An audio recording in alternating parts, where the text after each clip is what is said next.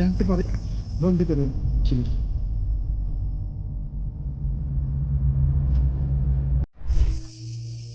ভয়ঙ্কর নির্জন একটি জায়গা, গ্রীসের ইতিহাসের অত্যন্ত সুপরিচিত একটি জায়গা এবং এটি ইতিহাসের সাথে নানাভাবে সম্পর্কিত।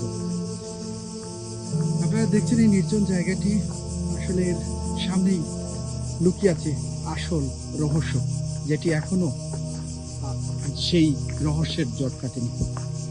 এই যে গুহার মতো দেখতে যে জায়গাটি, সেটি ইতিহাসের অতি প্রাচীন একটি জায়গা এবং এটি এখনো পর্যন্ত ইতিহাস থেকে তার মূল স্বীকৃতিটি আদায় করতে পারেনি।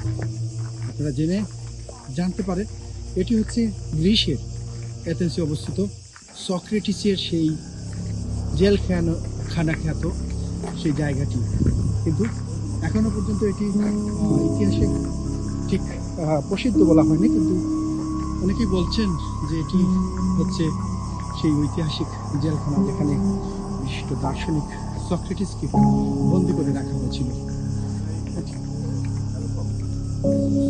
এখানকার যে ভয়ানক যে গুহার ভিতরে, সেটি কিন্তু জনসাধারণের জন্য প্রবেশ নিষেধ করা হয়েছে এবং এখানে কিন্তু প্রবেশ নিষেধ করা হয়েছে এবং এটি দেখতে আসলে একটি জেলখানা। প্রথমে যখন কারাবন্দি করা হয় এই রুমের মধ্যে রাখা হয়, এই রুমের মধ্যে রাখা ছিল এবং এখানে নিয়ে একটা সত্যতা আছে। হ্যাঁ, এই পথ দিয়ে তিনি এই রুমে চলে যান।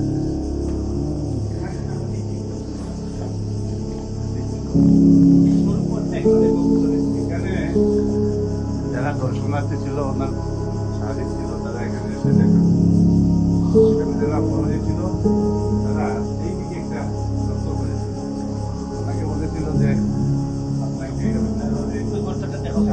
হচ্ছে এই ভিতরে গর্ত। তার মানে আগের এই দেখা সাক্ষাৎটা এই ছোট্ট গর্তের ভিতর দিয়ে হতো। ওই বড় জায়গায় গল্প করে ওনাকে বলছিল যে আপনি পালিয়ে যান, আপনাকে আমরা পালিয়ে যাওয়ার ব্যবস্থা করে এই দিক দিয়ে ভিতরে রাস্তা আছে, এই দিক দিয়ে বাইরে দেখতে চলে যাবে।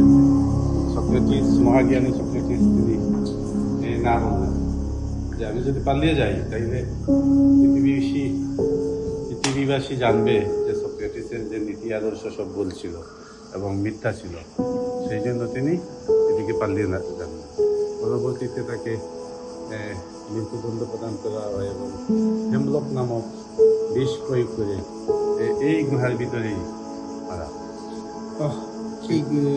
কেন জানি এই ঐতিহাসিক মহাজ্ঞানী সক্রেটিসের এই স্মৃতিবিজড়িত জেলখানাকে সবসময় হাইড করে রাখা হয়, এটা আপনাকে প্রকাশ করা হয়।